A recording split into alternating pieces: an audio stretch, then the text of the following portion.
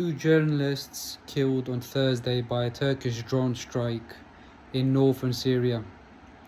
The journalists were Kurdish and they were from Turkey, based in Turkey, but they were reporting on Kurdish situation, the fighting between Kurdish forces in northeastern Syria and the Turkish-backed militants on the ground called the Syrian National Army.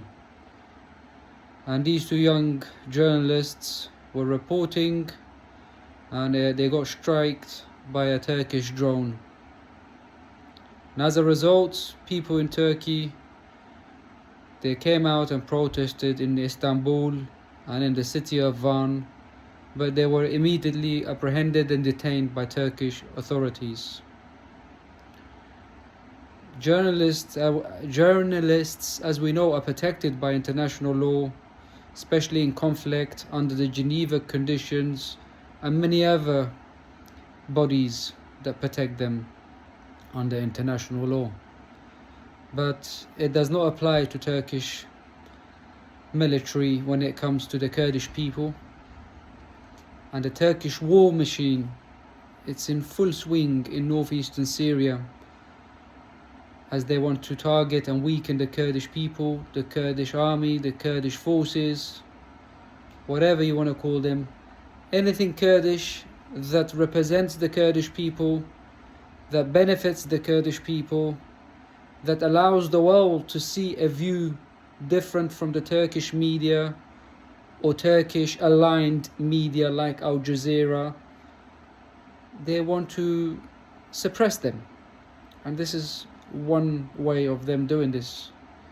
These two journalists, may they rest in peace for doing honest work, and their killings should have not taken place.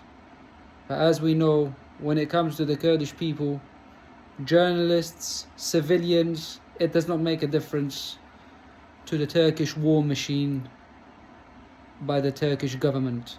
I want to give you some details of the two people that were struck, the two journalists that were struck.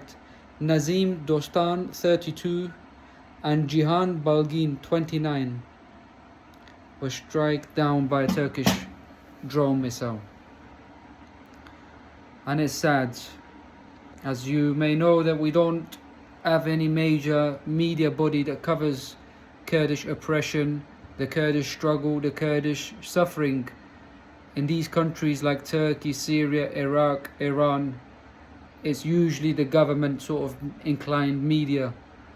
But you do have some freelance people that want to represent or give a view of the Kurdish side of things.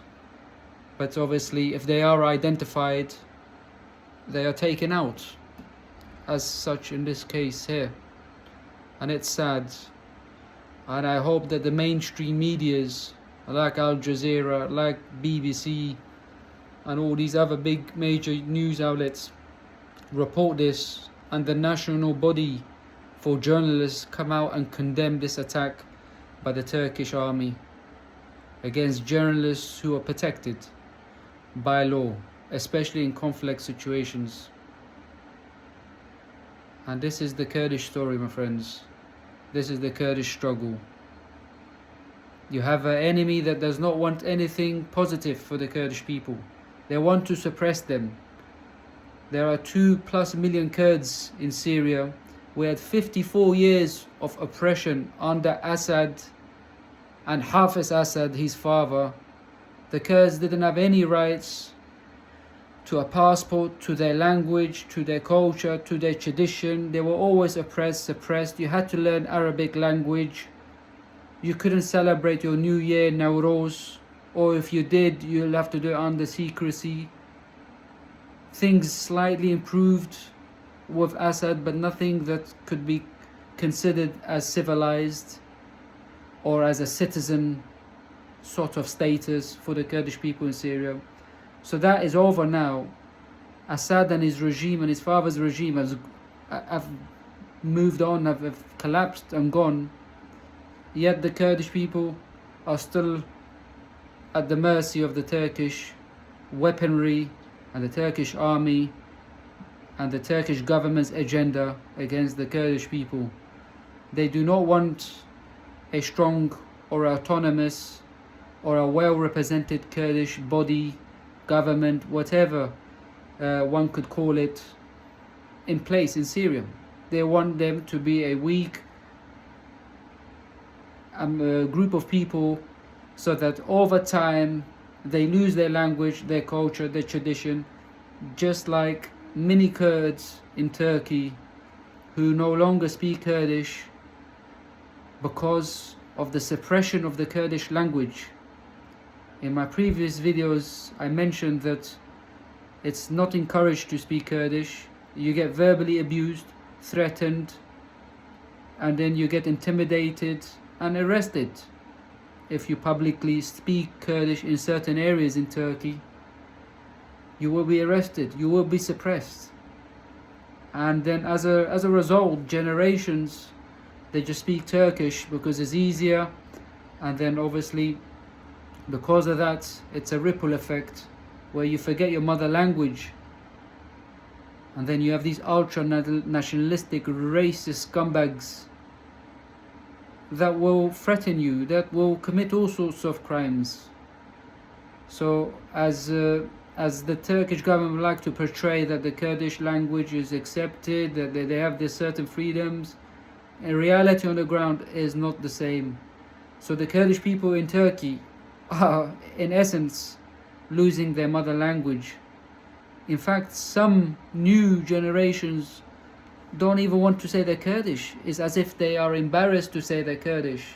And this is just psychology that's been implemented by the Turkish media, authority, and the multitude of events that sort of makes these people of Kurdish origin forget who they are, unfortunately. And the sadness is, if this continues, the Kurdish people will lose their language, will lose their culture, and in essence will be Turkified. So this is the reality in Turkey. And sticking to the topic of these two journalists that were killed, they are Kurdish journalists, and they previously had reported in northern Syria when the Kurdish forces were fighting the Islamic State, and now they are back again reporting the fighting between the Kurdish forces and the Turkish-backed militants. And it's sad, and this is the reality of the Kurdish struggle, and I feel like I as a Kurd should express and report this, as we Kurds, we don't have any established media organization that is allowed in these countries. Thank you for watching my video.